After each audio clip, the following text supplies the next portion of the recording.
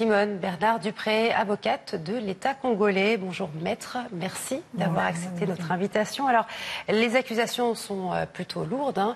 Quelle est tout d'abord la réaction de Denis Christel Sassou Nguesso?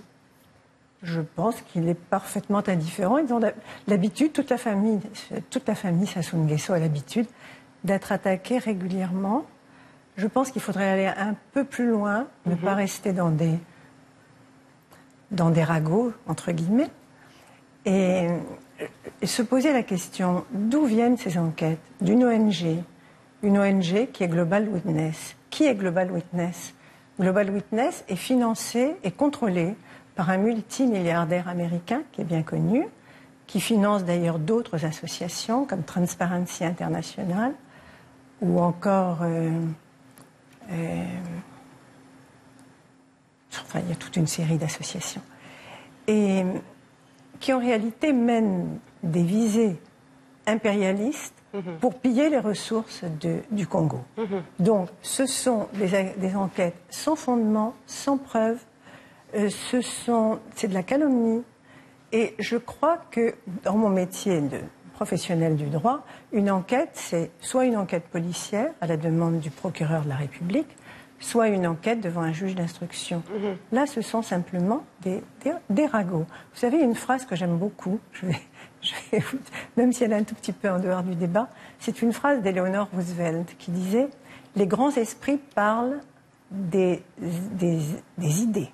Les esprits moyens parlent des événements et les petits esprits parlent des gens. » Et alors, on adore, dès qu'il y a des racontars de cette nature, ben, ça fait les délices de tout le monde. Justement, comment l'État congolais va-t-il... quelle est sa position? Est-ce qu'il va se constituer en partie civile ou, au contraire, contester les éléments et puis attaquer l'ONG en question? Je ne crois pas. Je ne pense pas, a priori. Je ne sais pas si l'État congolais a pris déjà cette décision. Je pense qu'il va traiter ça de très haut. Je pense qu'il ne va pas s'en occuper. Il a l'habitude d'être attaqué de cette façon-là. Et je crois que ce que l'on cherche vraiment, c'est un pillage des ressources de l'Afrique, comme d'habitude. Je crois que la colonisation, on n'en a pas fini avec la colonisation et les pays africains. La décolonisation a été décrétée, elle n'a jamais été sécrétée. Je crois que tout se sécrète. Et tant qu'il n'y aura pas une décolonisation dans les esprits, la colonisation sera toujours là. Et on considérera toujours que les pays africains sont là. Sont là parce que, pour leur grand malheur, ils ont des richesses naturelles, et tout le monde les veut. Justement, en parlant de richesses naturelles, on sait que c'est un pays très riche en pétrole, mais une partie de la population, une grande partie d'ailleurs, vit sous le seuil de la pauvreté. Vous comprenez que des affaires comme ça puissent choquer quand même l'opinion publique congolaise? Vous savez, alors ça on le dit, mais moi j'ai trouvé des chiffres, c'est pour ça que j'ai gardé des papiers. J'ai trouvé des chiffres que je pourrais vous communiquer. Et dans lesquels j'avais remarqué que, comparé aux pays d'Afrique subsaharienne, la République du Congo est le numéro 7 en matière de PIB par habitant, par tête d'habitant. Il est devant le Ghana, l'Angola, le Nigeria, la Côte d'Ivoire, le Cameroun, Djibouti, Kenya, Tchad, Bénin, Comores, Madagascar, Niger, RDC, etc. Il est au 7e rang. C'est nous tout de même pas si mal.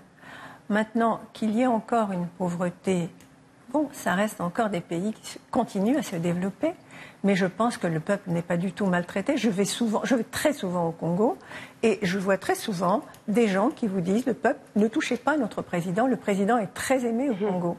Le peuple est content d'avoir ce président qui est un président qui est totalement humain, mais ferme, avec la fermeté nécessaire.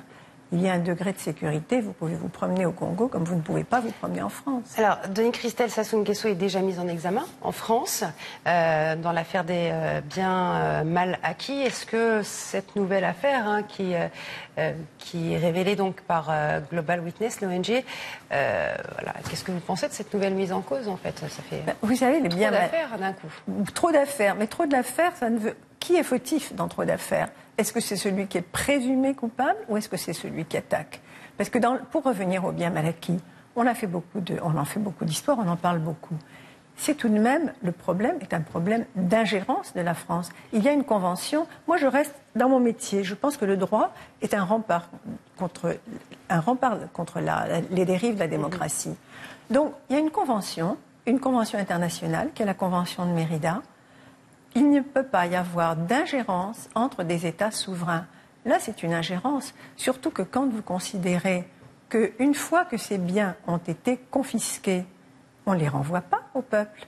Ils restent en France. Pourquoi faire et pour qui? Et ça veut dire quoi? Donc, je pense que tout ça est très spectaculaire et c'est pour discréditer l'Afrique parce qu'on continue à avoir les pays, les puissances, les autres puissances continuent à avoir des visées impérialistes sur l'Afrique. La colonisation, vous savez, à une époque, maintenant, je pense que pour en revenir à George Soros, puisque c'est lui qui contrôle les finances Global Witness, je pense qu'il est très... Il mène... Il a des visées impérialistes pour les Américains, pour les États-Unis, et il n'est probablement pas content de voir qu'il y a un rapprochement entre la République du Congo et la Russie.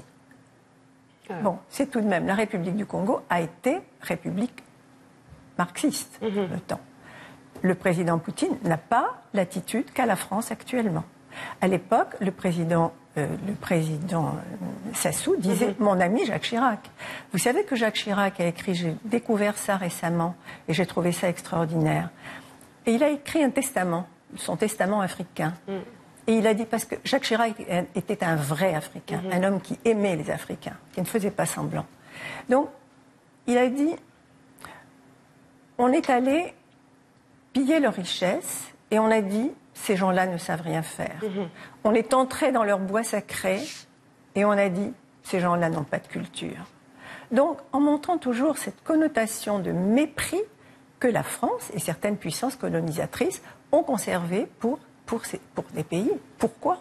Donc le vrai problème est là. Je pense que si on veut résoudre un problème, il faut aller le chercher à sa source. Très bien. Donc, voilà. Très bien. En tout cas, merci beaucoup, Maître, d'avoir été avec nous. Simone Bernard-Dupré, je rappelle donc que vous êtes l'avocate de la République du Congo. Merci. Merci.